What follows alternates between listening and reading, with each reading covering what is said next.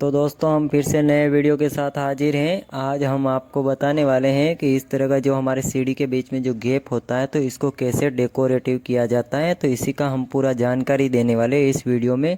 तो आप वीडियो के एंड तक बने रहो। इस तरह का जो अपना दीवार होता है सीढ़ी के बीच में दोनों साइड के, तो इस तरह पे अपने को कैसा क्या डिज़ाइन करते हैं, हमने यही सोचा है इस तरह का फ्रेम कर देते हैं। तो सबसे पहले हम क्या करते हैं, फ्रेम का अच्छे से मार्किंग कर देंगे, ताकि मार्किंग होने के बाद में क्या है, इसको अपने को पूरा प्रॉपर मेजरमेंट मिल जाएगा। तो यही मेजरमेंट पहले कर लेते हैं।